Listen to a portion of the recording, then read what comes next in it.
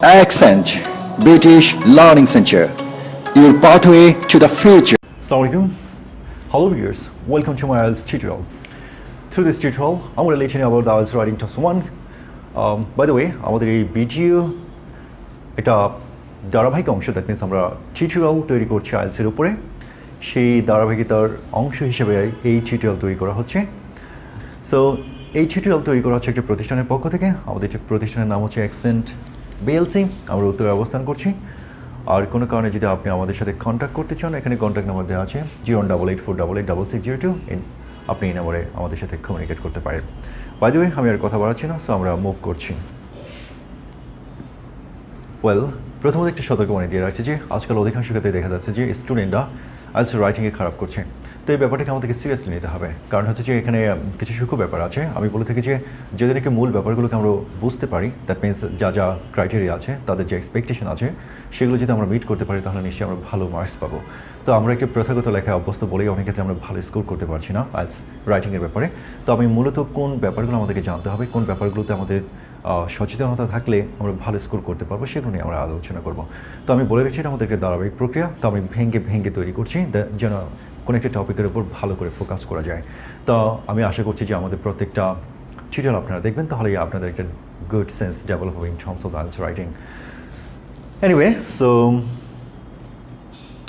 আমরা যে ব্যাপারগুলো জানতে পারবো আমাদের টিউটোরিয়াল থেকে, সেগুলো হচ্ছে নেচার অফ Task-1। তারপর হচ্ছে IELTS রাইটিং টাস্কের নেচার কেমন হয়, তার ধরন প্রকৃতি কেমন হয় এবং কেমন হওয়া উচিত, সেগুলো আমরা আলোচনা করব। দ্বিতীয় বিষয় হচ্ছে অ্যাসেসমেন্ট ক্রাইটেরিয়া, অর্থাৎ যখন IELTS রাইটিং Task-1কে অ্যাসেস করা হয় তখন তার ক্রাইটেরিয়াগুলো কী, সেগুলো নিয়ে আমরা আলোচনা করবো এবং এগুলোর জন্য আলাদা করে টিউটোরিয়াল তৈরি করা হবে। আমি জাস্ট আপনাদেরকে জানিয়ে রাখছি। তৃতীয় হচ্ছে টাইপস অফ চার্টস, মানে কোন ধরনের চার্টগুলো থাকে। আপনি জানেন যে 9 থেকে 10টা চার্ট দেওয়া থাকে। তো এই চার্টগুলোকে কীভাবে আপনার ফেস করতে হবে, সেগুলো নিয়ে আমরা আলোচনা করবো। Number 4, Task-1 vocabulary. So somehow আমাদের কিছু স্পেসিফিক vocabulary আছে in terms of the writing Task-1, সেগুলো সম্পর্কে আমরা আলোচনা করব। দেন ফর্মাল ইনফর্মাল ওয়ার্ডস, somehow ফর্মাল ওয়ার্ডস এবং ইনফর্মাল ওয়ার্ডসগুলো কি, অনেক ক্ষেত্রে আমরা বলে থাকি এটা ফর্মাল না, এটা ইনফর্মাল। সো আমাদের একটা সুনির্দিষ্ট ডিকশনারি থাকা উচিত যে আমি জানবো যে এই শব্দগুলো আমার ইনফর্মাল, এই শব্দগুলো ফর্মাল। সো এইগুলো আমরা যখন না জানবো, তখনই না জেনে যখন আমরা এগুলো লিখে ফেলি পরীক্ষার মধ্যে, তখন একটা প্রবলেম হয়ে দাঁড়ায়। যেহেতু যিনি আপনার লেখাটাকে জাজ করছেন উনি এই ব্যাপারে ভালো সেন্স রাখেন, তো ওই ইনফর্মাল শব্দ যখন ফর্মাল রাইটিংয়ে পেয়ে যান, তখনই এটাকে আন্ডার এস্টিমেট করছেন এবং মার্কস কম দিচ্ছেন। সো আমাদেরকে জানতে হবে সুনির্দিষ্টভাবে কোনগুলো হচ্ছে ইনফর্মাল এবং কোনগুলো ফর্মাল ওয়ার্ডস। দেন Task-1 ফ্রেজেস। সো আমাদের স্পেসিফিক কিছু ফ্রেজ আছে, অর্থাৎ আমি যদি ভালো কিছু মার্কস পেতে চাই in terms of IELTS writing Task-1 অথবা রাইটিং Task-2, তো আমাদের কিছু স্পেসিফিক ফ্রেজ আছে, সেগুলো সম্পর্কে আমাদের সেন্স থাকতে হবে। তো সেগুলো আমি আপনাদের কাছে পরিচিত করে তোলার চেষ্টা করব। Number 7, signpost. সো সাইনপোস্ট হচ্ছে আমাদের বাংলাদেশে অনেকটা অবহেলিত শব্দ, মানে এই শব্দটার সাথে আমরা খুব বেশি পরিচিত না।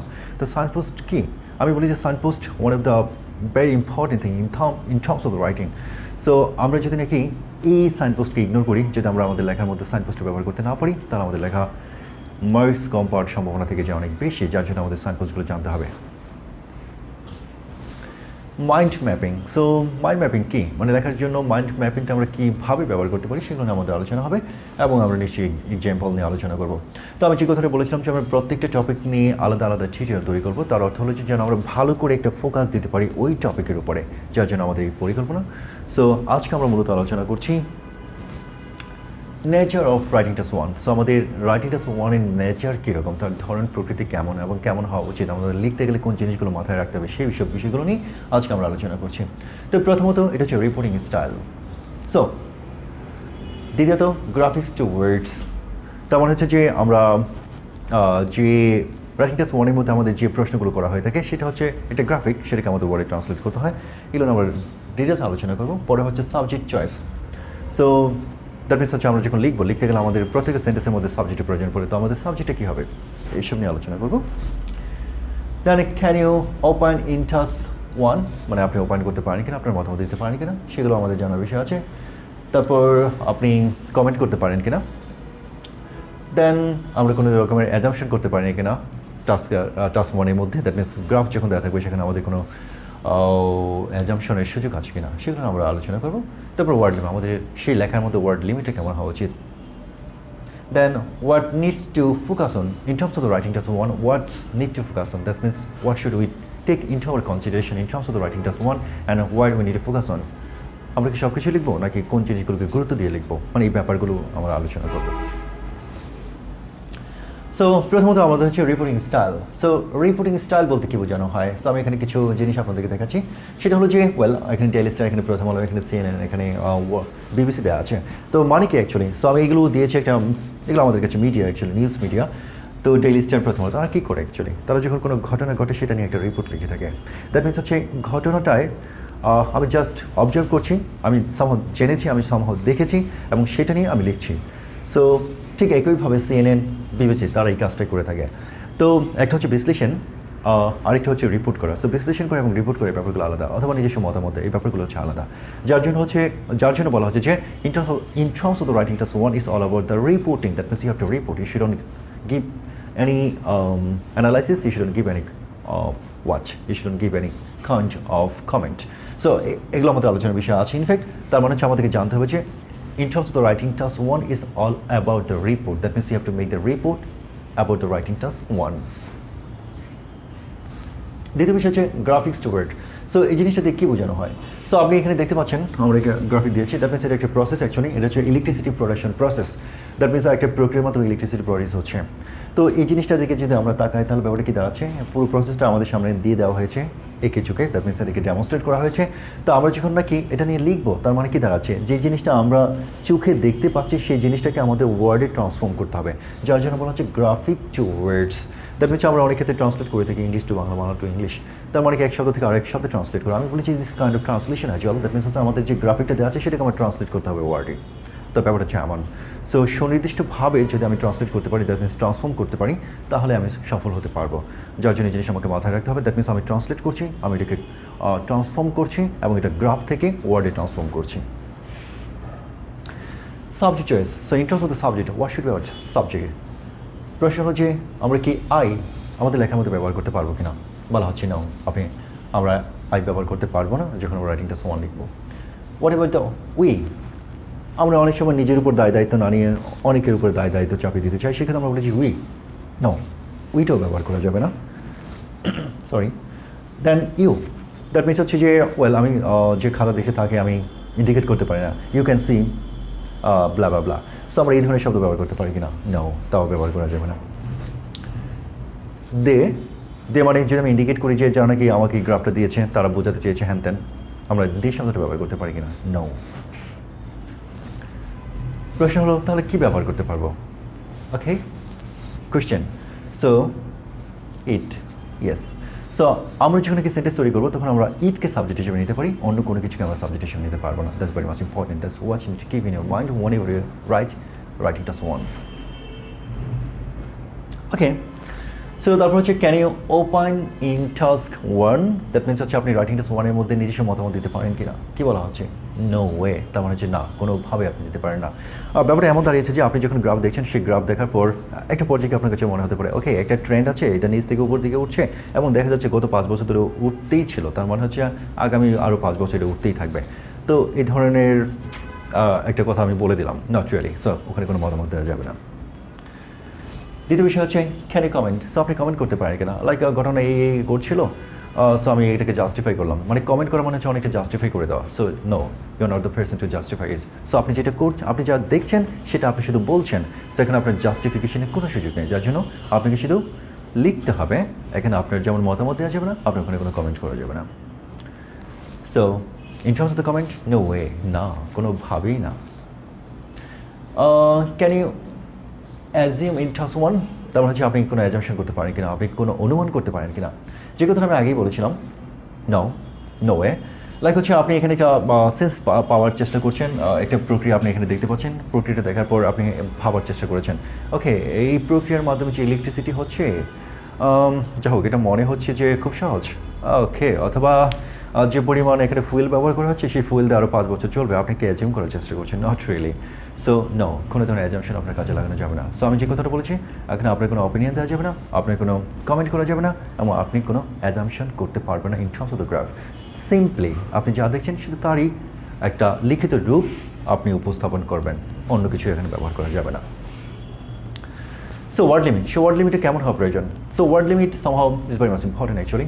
আপনাকে বলা হতে পারে যে নট লেস দেন 150 ওয়ার্ডস, তার মানে হচ্ছে 150 শব্দের নিচে লেখা যাবে না। তার মানে কি? তার উপরে হতে হবে। তো আমি বলে থাকি যে সেফ জোনে থাকাটা মাচ বেটার। সো আপনি শব্দ যখন লিখবেন সেটা যেন 160 নিচে না হয় এবং 190 উপরে না হয়, কারণ হচ্ছে যে তাহলে এটা আবার একটু বেশি হয়ে যায় এবং আপনার টাইমের ব্যাপারে একটা প্রবলেম হয়ে দাঁড়াবে, কারণ হচ্ছে আরেকটা টাস্ক বাকি থেকে যায়।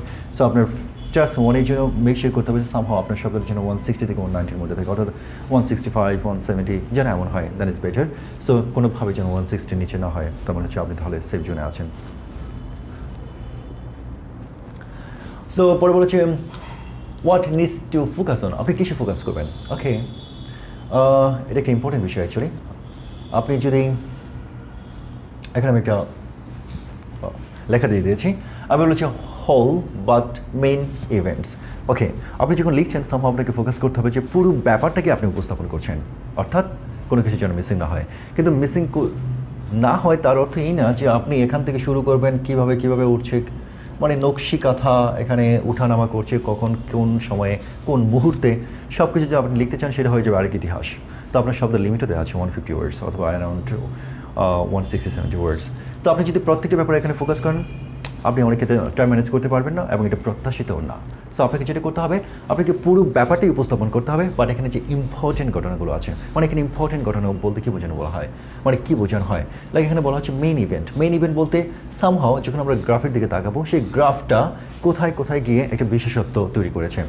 সো যেমন আমরা এই গ্রাফটার কথা বলি, এখানে সে শুরু করেছে, তার একটা পার্সেন্টেজ দেওয়া আছে 10%, তো এখানে আবার একটা ভালো পার্সেন্টেজ সে নিয়েছিল, আবার এটা ড্রপ করেছে, আবার উঠেছে। তো এই গ্রাফের মধ্যে যেখানে এই গ্রাফটা যেখানে বিশেষত তৈরি করেছে, অর্থাৎ একটা ইভেন্ট ক্রিয়েট করেছে মাচ মোর ইম্পর্টেন্ট অন্যগুলোর তুলনায়, লাইক এখানকার তুলনায় এই ইভেন্টটা বেশি ইম্পর্টেন্ট, কারণ হচ্ছে এখানে একটা পিক টাইম সে দেখাচ্ছে। তো এই ধরনের ইভেন্টগুলো যেন সামহাও মিস না হয় সেই জিনিসগুলোকে ফোকাস করতে হবে, যার জন্য বলা হচ্ছে মেইন ইভেন্ট। আপনি যদি এখানে দেখেন, এখানে 3টা গ্রাফ একসাথে একটা পেজকে তৈরি করছে, সেটা হচ্ছে এমন লাইক হচ্ছে এটা এখানে রাইজ করছে, এখানে গিয়ে টাচ করেছে, আবার সে পিকে চলে গেছে, ওখান থেকে সে ড্রপ করেছে, তো আবার এটা এই জায়গাতে এসে মিলছে, এটা এই জায়গাতে এসে মিলছে। সো আমরা দেখতে পাচ্ছি যে যদি এই পয়েন্টটাকে তৈরি, এটা সামহাও ইম্পর্টেন্ট অ্যাকচুয়ালি, কারণ হচ্ছে এখানে 2টা গ্রাফ ক্রস করেছে। সো এটা একটা মিটিং চায়।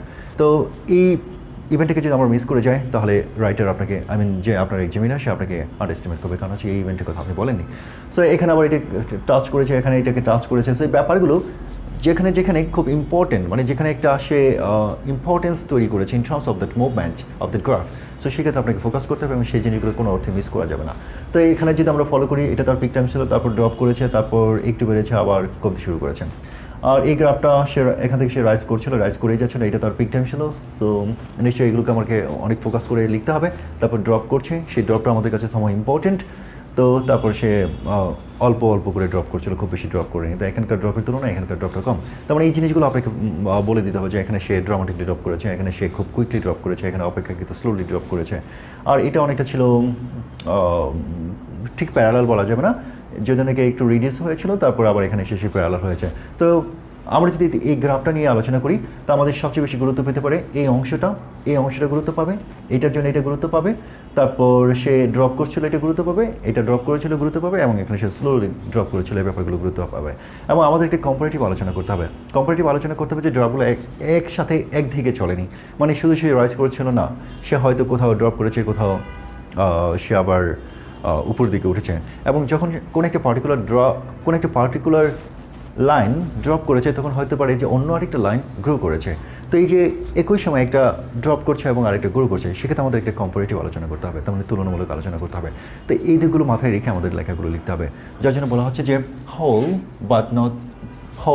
বাট মেইন ইভেন্টস, তার মানে টোটাল ব্যাপারটাই আপনি উপস্থাপন করবেন, কিন্তু সেটা যেন গুরুত্বপূর্ণ ইভেন্টগুলোকে মূলত ফোকাস করা হয়। সো এই ছিল আমাদের বিষয়। আমরা নেক্সট যে টিউটোরিয়াল তৈরি করবো সেটা হচ্ছে assessment criteria. That means assessment ক্রাইটেরিয়াতে কোন দিকটাকে ফোকাস করা হয়, এবং অ্যাসেসমেন্ট ক্রাইটেরিয়া যদি আমি ভালো করে না জানি তাহলে আমাদের একটু মুশকিল হয়ে যাবে, যার জন্য অ্যাসেসমেন্ট ক্রাইটেরিয়া নিয়ে আমরা পরবর্তী ভিডিওতে আলোচনা করব। আশা করি আপনারা আমাদের সাথে দেখবেন এবং আশা করি যে ভিডিও থেকে আপনারা উপকৃত হয়েছেন, এবং যদি উপকৃত হয়ে থাকেন প্লিজ সাবস্ক্রাইব করবেন এবং আপনাদের রিং বাটনকে অ্যাক্টিভেট করে রাখবেন, যেন পরবর্তী ভিডিওর ব্যাপারে আপনারা একটা নোটিফিকেশন পেয়ে যান। Thank you very much for watching me.